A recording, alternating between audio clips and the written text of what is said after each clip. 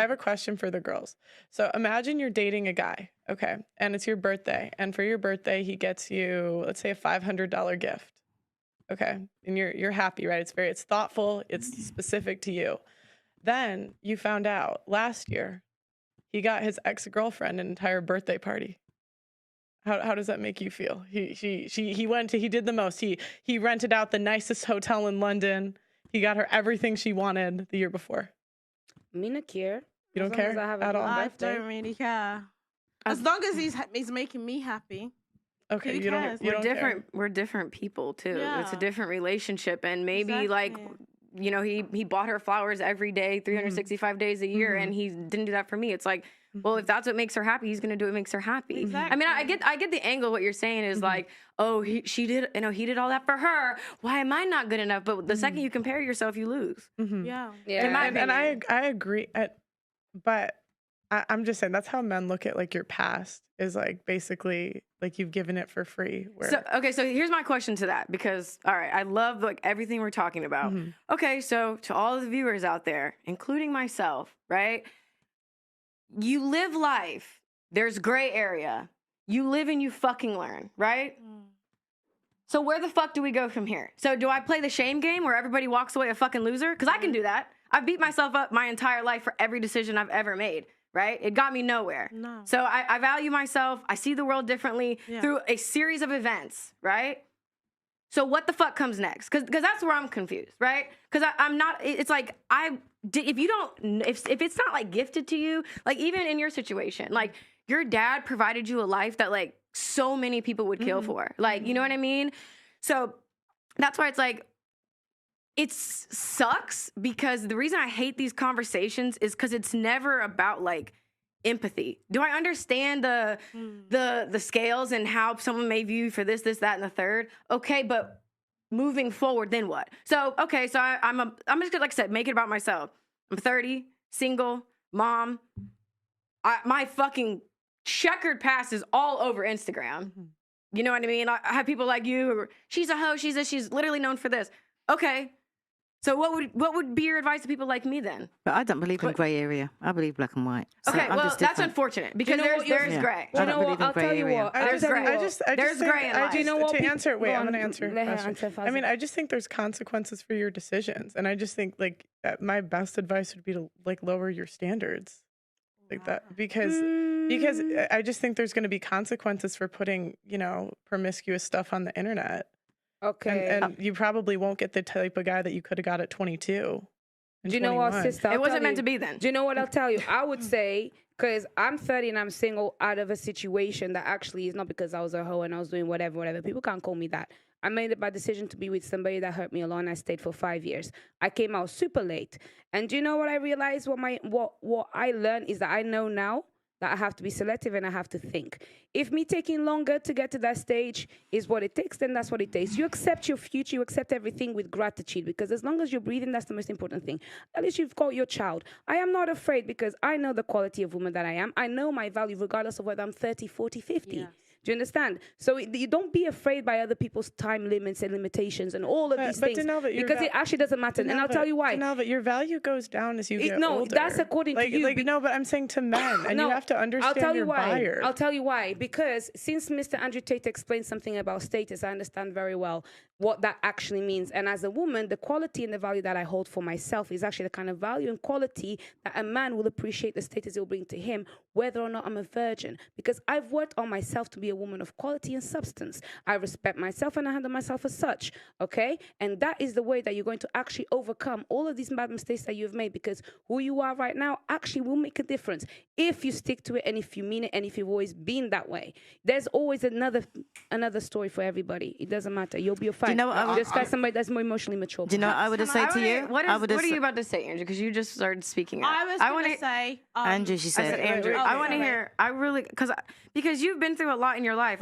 When she told me that you were going to be on and we were going to be on this panel together, I started watching a bunch of your videos, and it really was like, there's so much that you have been through, which is why you have a well of wisdom, right? And the difference between me and you is that you're glorified for it, and I am burned at the stake for everything that I've been through. And it's so funny because people have always said that we were two sides of the same coin as far as like, well, if Andrew Tate gets banned, Brittany Renner should get banned because we are all about accountability and fucking truth, right? Yeah. Okay. So you've been through a lot. I've been through a lot.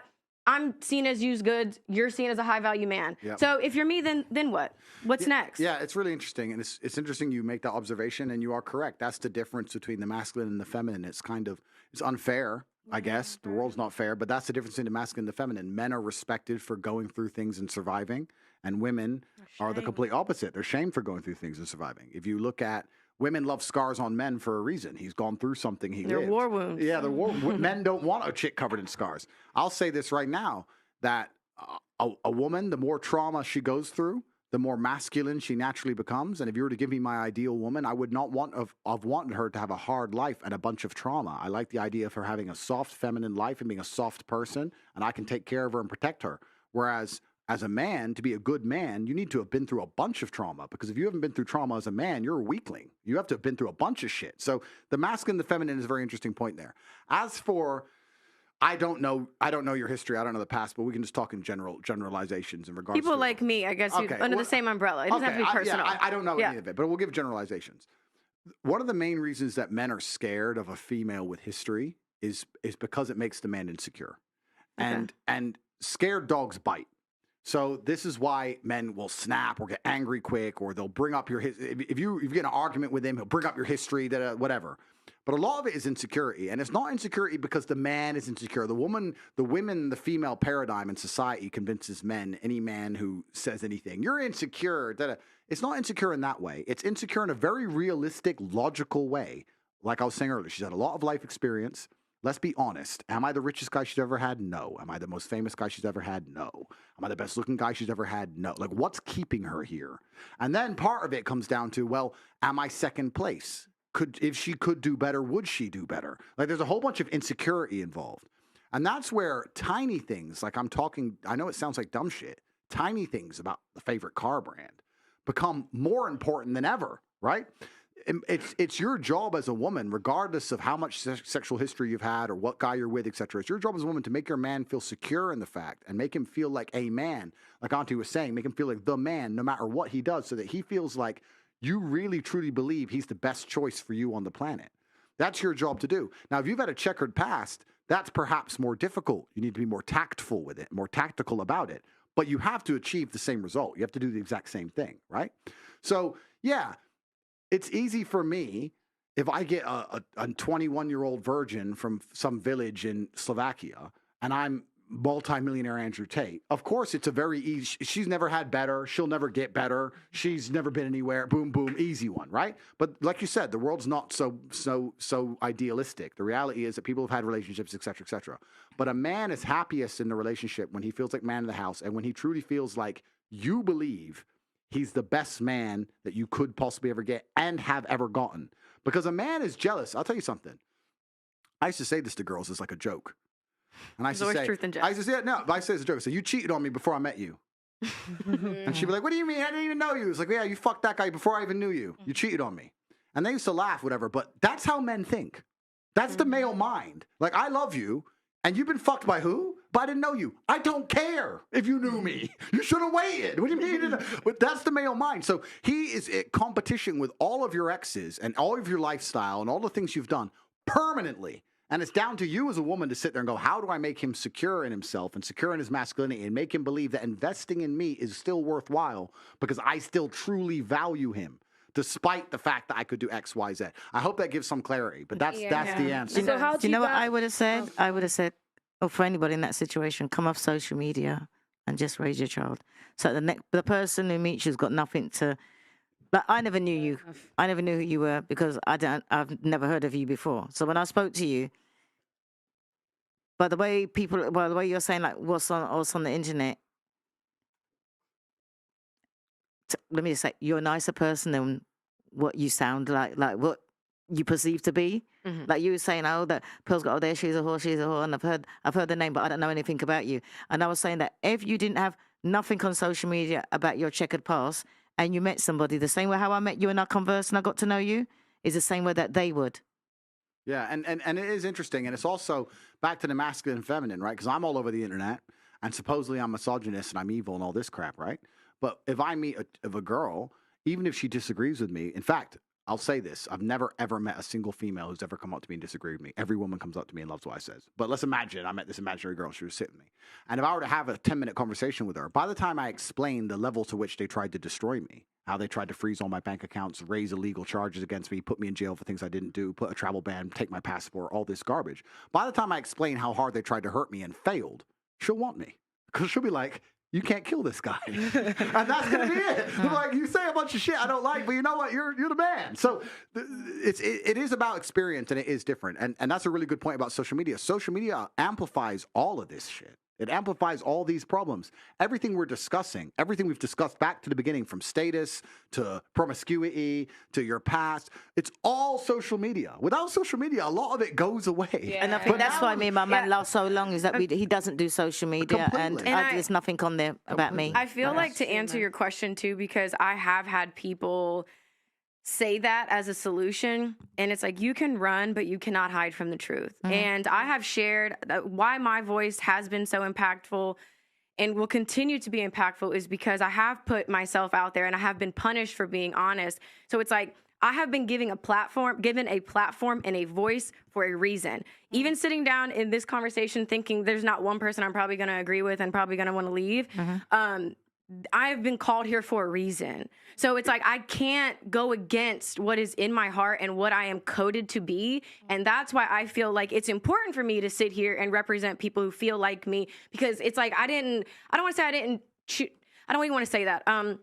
I just feel like I don't see a lot of women under my umbrella who feel the way that I feel. I don't see opinions shared that would be worded the way that I feel. Nothing. I feel like a lot of my thoughts are very unique, and it's kind of scary because I have been through different things. I see the world in a different place, and when I even speak online, people think I'm fucking speaking Swahili. Yeah. So it's like, I know exactly what you're saying, and you're making good points. And it's just, I think that regardless of whether, like, we're talking about different positions. I compare everything to chess. I know it's annoying. We're looking at different positions on the chessboard, but the rules are still the same, right? Okay. No matter how bad your position is or how good your position is, you're still trying to achieve the same objectives.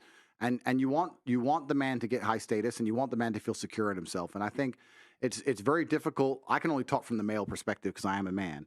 It is very difficult. If I were to meet a woman who I liked very much, but she had X whatever, past whatever. My concerns would be, how do I know that I'm still the number one? How do I know I'm most important in her life, especially if I don't measure up in certain key metrics?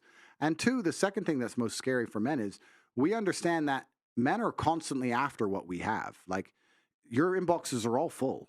Like, they may not be with guys you want to reply to, but guys are still trying to get it. That's the male life. The male life is people are trying to take everything from me. And that's very scary, and you have to make your man really believe like that's impossible. If a man truly believes that nobody can take you from him, he's going to love you in a different way. You can give me 2 carbon copies of the same chick, but one I think might cheat in the right circumstances, and one I know no matter what would never leave me.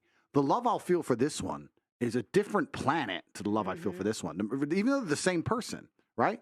Because that's every man's biggest fear, is a woman cheating or leaving, because there's something visceral and something different about it. I know I talk things and I say men can do things and women can't and all this stuff. But like, if a woman cheats on a man, that hurts the man at a level that it doesn't hurt the woman if the man cheats on her. It's different. It's different biologically. It's different evolutionarily. Like, that's what men used to fight and die over. You talk to my chick. You look at my cut chick. his dick off. Yeah, it's like you demasculinize him on every level. Like, and this is why you see these TikToks, right? You see these TikToks. Me and my man went on a break, got back together. He fucked 20 girls, and now he's crying because I went on a date. Yes, completely yes. Because the damage level is different. It's just a different thing. So you have to understand the paradigms. You have to understand to play the game, and that's how you make men happy. And I know very well how. I like to believe that I would know very well how to make a woman happy. And I know, and whether I do that or not is a conscious decision. And that's where you get to a certain level of grandmastery, where if I get a woman, I will literally decide out of 10, how happy do I want her? Does she deserve to be happy 10? Or should I keep her like crying half the time? That it's very conscious. And women don't think that way. But I'm saying, if you're a cunning woman, you could be like that. You could be a bit more like, you know what? I want him infatuated with me. This guy ain't worth the time. That guy I want. And then when you're going to do that, just like the game of chess, if you play chess, It's not big moves that make you lose. It's small positional plays. It's that time you argued about your favorite car. It's the time you disagreed with him about the favorite band. It's the dumb shit that adds up. Whereas really, truthfully, if you're truly smart about the game, you can get him to a point after a few months where he's like, she's my soulmate. She loves everything I love. We think the same. Our hearts are connected. Boom. And then you're safe. Just don't fuck it up from there. That's the game. But I just feel like it's so contradicting to feel like what your overall message is, which is about truth. So it's like if my truth, like if it can be destroyed by the truth, it should be destroyed by the truth. So that's what I'm trying to figure out. Like why it's really mind-boggling to me, because I feel like how could you even be mentally, emotionally, sexually stimulated by a woman who is just agreeable and it just doesn't have her own mind. I just don't see that. That is exactly what every man wants. We don't want you to be complete robots. We're not saying we can't have a joke with you. We can't say we can't have a laugh with you. We're not saying you can't have a personality. But when it comes to things like agreement, there is not a single man in the world who's going to say she's too agreeable. She just agrees with me on it. She agrees with me on all the important things in my life. She's too agreeable. I want someone else. Fuck no. You're completely and utterly wrong on that point. It's a huge point. This idea that, I understand if you're a complete doormat and you set no standards, men might walk all over you. I'm not talking about that. I'm talking about agreeability and agreeableness as a whole. Men love the idea of an agreeable woman because it gives status and it makes the man feel like he's a teacher and it makes the man feel in charge and it satisfies his ego. And to you, they may be small, little, tiny points, but to him, they're a big deal. If I were to sit, I'm telling you right now, if I were to sit with one of my chicks or whatever, or my chick, and I'll just sit in the Lambo and say, Lambo's the best car of all of them. I prefer the Lambo. And she goes, I don't like that one. Da, da, da. I'm like, listen, I bought them all, and I fucking said this is the best one. Shut up. It would annoy me because that's my reality. I want her to become part of my reality. It's the thing. And you talk about truth. It's interesting because the truth of your heart and the truth of your soul is to be happy. That's truth. Truth is for you to end up happy. Now, if you have to sit there and agree on a, especially on a subject you don't give a fuck about, right? If it's something you care about and you are very knowledgeable about, if it's ancient Roman history and you have a degree in ancient Rome, then fine, argue the point. But if it's cars or something you don't even give a shit about, Make it easy. You're missing the chance to get points on the scoreboard, an easy free throw, and you're just fucking it up, going, why? What? The truth is just play the game and win. That's the truth. Andrew could be the best female dating. Or just learn a couple of words like how many talks, horsepower. Yeah, just throw some words in like how much horsepower has it got? That's it. Tate, with all due respect, not all men are like that. Some men respect a woman that has her own mind. I know you and the type of men that you're speaking on behalf of. Let me tell you something. Like a woman that I understand. will just be so agreeable to everything he says. But like I've dated men that just respect that I can make decisions and will actually submissive women have their own mind. Yeah, completely. That's the first there's point. sometimes that he might be discussing stuff that he might want to be discussed. Completely. And there's sometimes we're like, shut the fuck up and let me say what I've got to say. Yes, completely. And maybe, I don't even believe in star signs, but my man's a Sagittarius. So all this illogical stuff and feelings and emotions and no, you don't cry about shit. Shut up, get on with it. Your head's big, get on with it. Completely. And submissive women have their own mind, but this is something else you have to take into consideration. And this is super important and super true. The reason a lot of women don't truly understand a lot of things about relationships and how it works with men, etc., is because men will lie to you. Men lie for the same reason you wear makeup, because men fall in love with what they see. Men fall in love with what they see, and women fall in love with what they hear. So we will lie to you. So you'll go on a date with a guy, and you'll sit there and say, I don't listen to no, I'm independent, da-da-da. And what's that man going to say? Oh, I love that. That's exactly the kind of woman I want. Come suck this. It's a fucking lie. That is not what he wants. It's not what he wants. I'm telling you the truth of what he wants. Yeah, he can't be bothered to argue with you at dinner because he doesn't. And you know what? Most men aren't smooth enough to do it. I can sit with a chick and disagree with her and be funny enough and smart enough and charismatic enough and I'm high status enough and she respects me enough to listen. But if I'm just some normal dude and I start arguing with a chick, she's gonna bounce on the dinner and say "fuck you." Yeah. See ya. So most dudes' dating strategy, most dudes' mating strategy is just pure agreement. Yeah. Anything to get the puss because they're fucking dorks. That's fine. That's the truth, right? A real G will sit there and say, what do you mean? I don't want to hear this shit. I'm telling you the baseline of how men truly function. If I'm expected to fight and die to protect you, because that's what is expected of me by society and of you. You may think you don't expect that of me, but if we're walking down through London in the middle of the night and two guys come up with machetes, you're going to hide behind me knowing I'm going to die. because I can't win this fight. I'm expected to die to protect you. Well, then I expect you to agree with me. I'm not here to fucking die for somebody who disagrees with me on everything. That's not what I'm here to fucking... If I have that obligation to die on the spot for you, you have the obligation to pretend you like BMWs. So do your fucking part and shut up. And that's the bottom line of it. And you know the difference is, the only difference, like he's top G, and I was like, the only difference between him and my man and the level of respect is money. That's the only difference. And this is the same way he talks, the same way he is. I don't listen to my but man. people say like, oh, my man only owns 40,000, so he can't talk to me the way Andrew Tate talks to his. Why not? Completely. No, I think money is a big factor though. Because, no, it's not. In a beautiful relationship. You can't have a woman that's paying her own bills.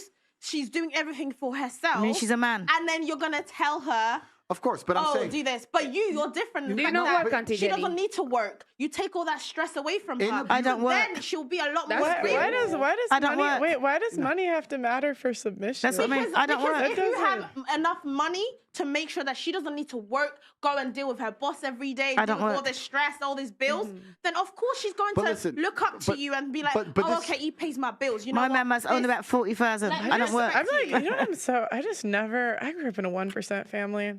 I never expected a dude to pay for everything. I don't know. I don't. But I still think like, and I just like both of my parents worked, but my mom still submitted to my dad. Like it wasn't. The point is this: in every relationship that's beautiful, every relationship that's happy, regardless of the socioeconomic scale, regardless of how rich or poor they are, regardless of how famous they are, regardless of how whatever, in every relationship where people are truly happy, pay attention. The man is in charge. He's the top G of that house. His woman makes him feel that way. She respects him for what he does, and they are happy. We're talking about me out here in the world, social media, whatever. It doesn't matter. Every man wants to be the man of his household, the king of his castle. Every single happy relationship is the same. I genuinely implore you to name a happy relationship where the woman's in charge. Name one. You can't. They end up broken up. She leaves him.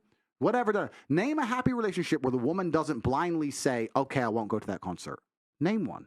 There is only one framework in which people are happy, with the man in charge, the woman trusts and respects him enough to let him be in charge, and they're a happy couple in relationship. Any other type of relationship is a time bomb to the end. So if you want a happy relationship, that's what you should be aiming for. You need to be perspicacious enough and think about these things and sit and go, well, that's the only way relationships work. So I need to build it that way. I think instead of coming along and believing you're going to reinvent the wheel. Okay, so Tate, I want to, guys, I want to, wait, I want to